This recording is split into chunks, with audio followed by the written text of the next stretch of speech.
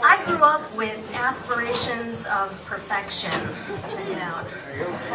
I always did what I was supposed to, and then some, and then some more. You can ask my parents, they're here. During my teen years, though, it was hard to keep my curiosity for the darker urges at bay. Dear Diary, Lisa and Ashley started smoking. I was curious, so I had one puff. It was gross. I felt bad I did it, but it's better to do it with your friends because it's not so embarrassing. Then they started drinking corkscrews, screwdrivers.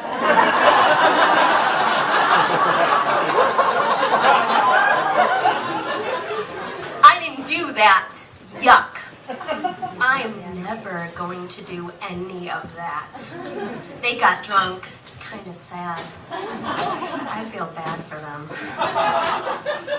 Hunkering down to maintain my ideals of morality and perfection, I set my sights on loftier goals like a perfect GPA and first chair flute. In band practice, I began to study a new subject, boys. Dear Diary, I recently realized that all the guys I'm friends with or like are in band. My conclusion? Band guys are better and nicer and more sensitive. Wow, great theory, huh? I really wish I had a boyfriend. Someone cute, romantic, funny, and caring. As if there's a 9th grade guy with those qualifications. The only 9th grade boy I could imagine filling this bill was a long-haired drummer, the most intriguing species of band boy.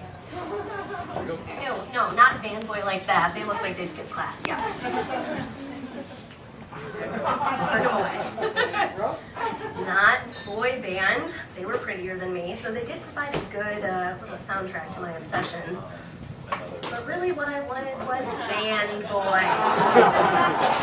Spats.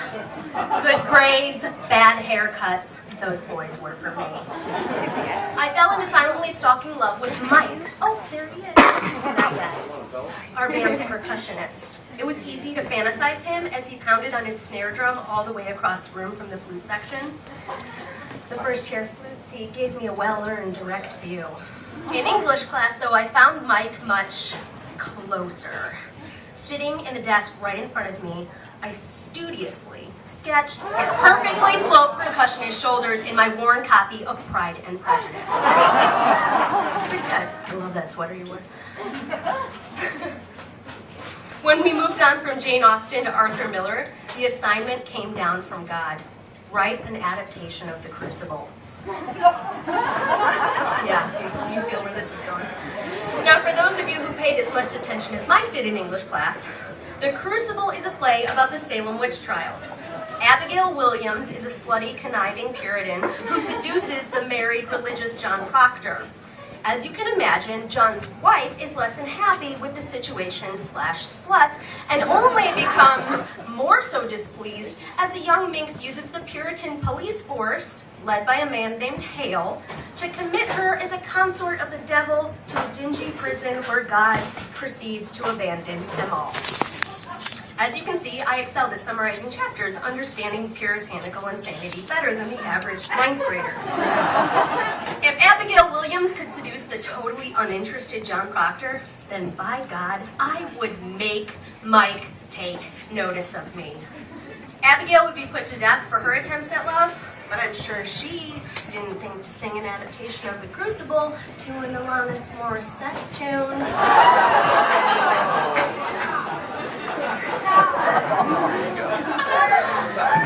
I recorded in karaoke style and convinced Mr. Saldana, my English teacher, to play the cassette recording in class, as opposed to me singing in front of everyone.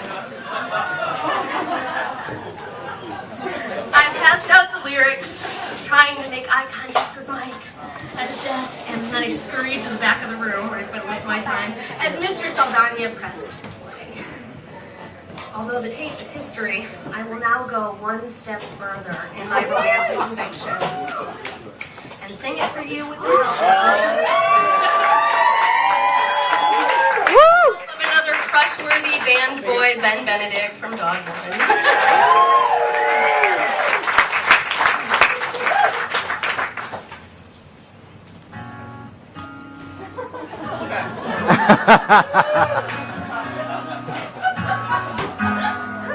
A small town, in many ways, had hypocrisy and church the same day. When they called hail, all he could say, that the devil's loose in Salem. It's getting worse day by day. Isn't it ironic? Don't you think? It's like Puritans sitting in jail. Who's to say what's next? They're probably gonna blame hail. It's the 9 commandments, according to John.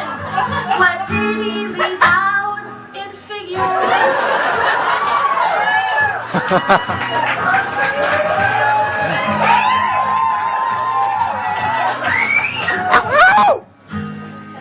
A young whore with a great evil plan. Her only goal is John, and to make him her main man. It's a great big mess when all John wants is a nice life. His mistress took the wrong idea, and now she's off to kill his wife. And isn't it ironic? Don't you think? The whole town's ironic. And yet I really do think it's like Puritans sitting in jail. Who's to say what's next? They're probably gonna blame hail. It's 9 commandments, according to John. What did he leave out? It figures. And yeah, girls have a funny way of freaking out and saying wrong. This town is a funny, funny way. We're working this out. Working this out.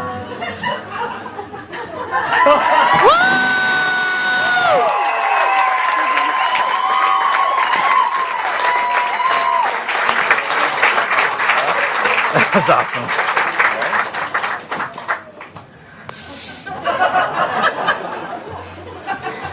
Your reaction is what I imagined I would get. But my classmates just turned slowly and stared at me. Mike didn't even stare. He just kept his chin propped up on his palm, staring down at the lyrics.